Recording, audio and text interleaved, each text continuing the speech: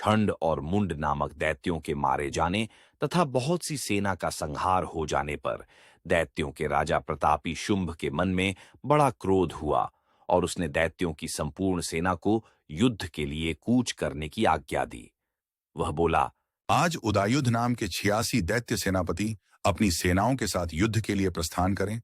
कंबू नाम वाले दैत्यों के 84 सेनानायक अपनी वाहिनी से घिरे हुए यात्रा करें। 50 कोटि वीर्य कुल के और 100 धौम्र कुल के असुर सेनापति मेरी आज्ञा से सेना सहित कूच करें। कालक, मौर्य और कालकेय असुर भी युद्ध के लिए तैयार हो मेरी आज्ञा से तुरंत प्रस्थान करें। भयानक शासन करने वाला असुर राज शुंभ इस प्रकार आज्ञा दे सहस्त्रों बड़ी बड़ी सेनाओं के साथ युद्ध के लिए प्रस्थित हुआ। उसकी अत्यंत भयंकर सेना आती देख चंडिका ने अपने धनुष की टंकार से पृथ्वी और आकाश के बीच का भाग गूंजा दिया।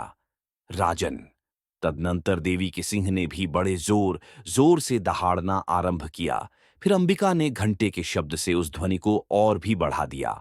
धनुष की टंकार, सिंह की दहाड़ और घंटे की ध्वनि से संपूर्ण दिशाएं गूंज उठीं। उस भयंकर शब्द से काली ने अपने विकराल मुख को और भी बढ़ा लिया तथा इस प्रकार वे विजयनी हुईं। उस तुमुल नाद को सुनकर दैत्यों की सेनाओं ने चारों ओर से आकर चंडिका देवी, सिंह तथा काली देवी को क्रोधपूर्वक घेर लिया। राजन, इसी बीच में असुरों के विनाश तथा देवताओं के अभ्युदय के लिए ब्रह्मा, शिव, कार्तिकेय, विष्णु तथा इंद्र आदि देवों की शक्तियां, जो अत्यंत पराक्रम और बल से संपन्न थीं, उनके शरीरों से निकलकर उन्हीं के रूप में चंडिका देवी के पास गईं। जिस देवता का जैसा रूप, जैसी वेशभूषा और जैसा वाहन है, ठीक वैसे ही साधनों से संपन्न हो, उसकी शक्ति असुरों से युद्ध करने के लिए आई। सबसे पहले हंसयुक्त विमान पर बैठी हुई अक्षसूत्र और कमंडलू से सुशोभित ब्रह्मा जी की शक्ति उपस्थित हुई, जिसे ब्रह्माणी कहते हैं। महादेव जी की शक्ति वृषभ पर आरूढ़ हो, हाथों में श्रेष्ठ त्रिशूल धारण किए, महानाग का कंकण पहने, मस्तक में चंद्र रेखा से विभूषित हो, वहां आ पहुंची। कार्तिकेय जी की शक्ति रूपा जगदंबिका उन्हीं का रूप धारण किए, श्रेष्ठ मयूर पर आरूढ़ हो, हाथ में शक्ति लिए दैत्यों से युद्ध करने के लिए आई। इसी प्रकार भगवान विष्णु की शक्ति गरुड़ पर विराजमान हो, शंख, चक्र, गदा, शार्ंग धनुष तथा खड्ग हाथ में लिए वहां आई। अनुपम यज्ञ वाराह का रूप धारण करने वाले श्री हरि की जो शक्ति है, वह भी वाराह शरीर धारण करके वहां उपस्थित हुई। नारसिंही शक्ति भी नृसिंह के समान शरीर धारण करके वहां आई। उसकी गर्दन के बालों के झटके से आकाश के तारे बिखरे पड़ते थे। इसी प्रकार इंद्र की शक्ति वज्र हाथ में लिए गजराज ऐरावत पर बैठकर आई। उसके भी सहस्त्र नेत्र थे। इंद्र का जैसा रूप है, वैसा ही उसका भी था। तदनंतर उन देव शक्तियों से घिरे हुए महादेव जी ने चंडिका से कहा, मेरी प्रसन्नता के लिए तुम शीघ्र ही इन असुरों का संहार करो। तब देवी के शरीर से अत्यंत भयानक और परम उग्र चंडिका शक्ति प्रकट हुई, जो सैकड़ों गीदड़ियों की भांति आवाज करने वाली थी। उस अपराजिता देवी ने धूमिल जटा वाले महादेव जी से कहा, भगवन, आप शुंभ निशुंभ के पास दूत बनकर जाइए और उन अत्यंत गर्वीले दानव शुंभ एवं निशुंभ दोनों से कहिए, साथ ही उनके अतिरिक्त भी जो दानव युद्ध के लिए वहां उपस्थित हों, उनको भी यह संदेश दीजिए। दैत्यो, यदि जीवित रहना चाहते हो तो पाताल को लौट जाओ। इंद्र को त्रिलोकी का राज्य मिल जाए और देवता यज्ञ भाग का उपभोग करें। यदि बल के घमंड में आकर तुम युद्ध की अभिलाषा रखते हो तो आओ, मेरी शिवाएं, योगिनियां, तुम्हारे कच्चे मांस से तृप्त हों। चूंकि उस देवी ने भगवान शिव को दूत के कार्य में नियुक्त किया था, इसलिए वह शिवदूती के नाम से संसार में विख्यात हुई। वे महादैत्य भी भगवान शिव के मुंह से देवी के वचन सुनकर क्रोध में भर गए और जहां कात्यायनी विराजमान थीं, उस ओर बढ़े। तदनंतर वे दैत्य अमर्ष में भरकर पहले ही देवी के ऊपर बाण, शक्ति और रष्टि आदि अस्त्रों की वृष्टि करने लगे। तब देवी ने खेल खेल में ही धनुष टंकार की और उससे छोड़े हुए बड़े बड़े बाणों द्वारा दैत्यों के चलाए हुए बाण, शूल, शक्ति और फरसों को काट डाला। फिर काली उनके आगे होकर शत्रुओं को शूल के प्रहार से विदीर्ण करने लगी और खटवांग से उनका कचूमर निकालती हुई रणभूमि में विचरने लगी। ब्रह्माणी भी जिस जिस ओर दौड़ती, उसी उसी ओर अपने कमंडलू का जल छिड़ककर शत्रुओं के ओज और पराक्रम को नष्ट कर देती थी। माहेश्वरी ने त्रिशूल से तथा वैष्णवी ने चक्र से और अत्यंत क्रोध में भरी हुई कुमार कार्तिकेय की शक्ति ने शक्ति से दैत्यों का संहार आरंभ किया।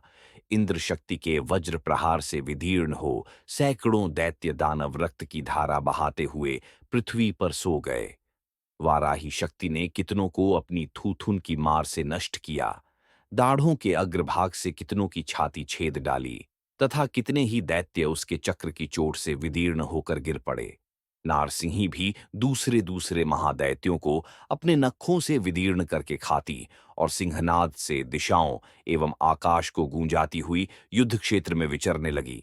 कितने ही असुर शिवदूती के प्रचंड अट्टहास से अत्यंत भयभीत हो पृथ्वी पर गिर पड़े और गिरने पर उन्हें शिवदूती ने उस समय अपना ग्रास बना लिया। इस प्रकार क्रोध में भरे हुए मातृगणों को नाना प्रकार के उपायों से बड़े बड़े असुरों का मर्दन करते देख दैत्य सैनिक भाग खड़े हुए। मातृगणों से पीड़ित दैत्यों को युद्ध से भागते देख रक्तबीज नामक महादैत्य क्रोध में भरकर युद्ध करने के लिए आया।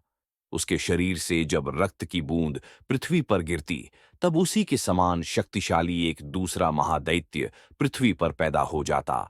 महासुर रक्तबीज हाथ में गदा लेकर इंद्र शक्ति के साथ युद्ध करने लगा। तब ऐन्द्री ने अपने वज्र से रक्तबीज को मारा। वज्र से घायल होने पर उसके शरीर से बहुत सा रक्त छूने लगा और उससे उसी के समान रूप तथा पराक्रम वाले योद्धा उत्पन्न होने लगे। उसके शरीर से रक्त की जितनी बूंदें गिरीं, उतने ही पुरुष उत्पन्न हो गए। वे सब रक्तबीज के समान ही वीर्यवान, बलवान तथा पराक्रमी थे।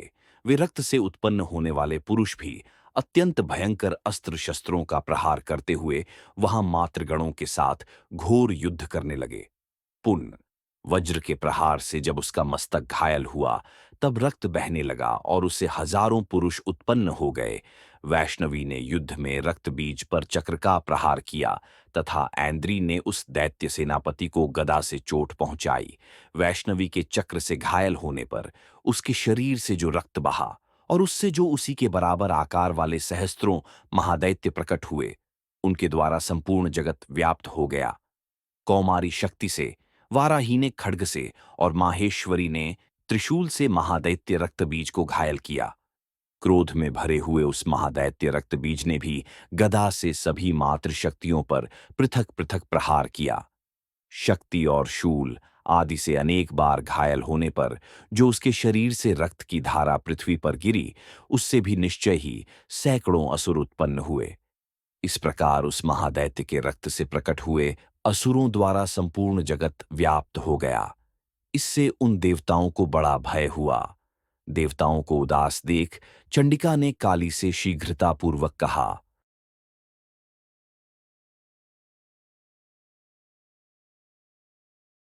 चामुंडे, तुम अपना मुख और फैलाओ तथा मेरे शस्त्रपात से गिरने वाले रक्त बिंदुओं और उनसे उत्पन्न होने वाले महादैत्यों को तुम अपने इस उतावले मुख से खा जाओ। इस प्रकार रक्त से उत्पन्न होने वाले महादैत्यों का भक्षण करती हुई तुम रण में विचरती रहो। ऐसा करने से उस दैत्य का सारा रक्त क्षीण हो जाने पर वह स्वयं भी नष्ट हो जाएगा। उन भयंकर दैत्यों को जब तुम खा जाओगी, तब दूसरे नए दैत्य उत्पन्न नहीं हो सकेंगे। काली से यों कहकर चंडिका देवी ने शूल से रक्त बीज को मारा और काली ने अपने मुख में उसका रक्त ले लिया। तब उसने वहां चंडिका पर गदा से प्रहार किया, किंतु उस गदापात ने देवी को तनिक भी वेदना नहीं पहुंचाई। रक्तबीज के घायल शरीर से बहुत सा रक्त गिरा, किंतु ज्यों ही वह गिरा त्यों ही चामुंडा ने उसे अपने मुख में ले लिया। रक्त गिरने से काली के मुख में जो महादैत्य उत्पन्न हुए, उन्हें भी वह चट कर गई और उसने रक्तबीज का रक्त भी पी लिया। तदनंतर देवी ने रक्तबीज को, जिसका रक्त चामुंडा ने पी लिया था, वज्र, बाण, खड्ग तथा रष्टि आदि से मार डाला। राजन, इस प्रकार शस्त्रों के समुदाय से आहत एवं रक्तहीन हुआ महादैत्य रक्तबीज पृथ्वी पर गिर पड़ा। नरेश्वर, इससे देवताओं को अनुपम हर्ष की प्राप्ति हुई और मातृगण उन असुरों के रक्तपान के मद से उद्धत सा होकर नृत्य करने लगा। इस प्रकार श्री मार्कंडेय पुराण में सावर्णिक मनवंतर की कथा के अंतर्गत देवी महात्म्य में रक्तबीज वध नामक 8वां अध्याय पूरा हुआ। प्रेम से बोलो जय माता की। वीडियो को लाइक और शेयर करना तथा चैनल सब्सक्राइब करना न भूलें।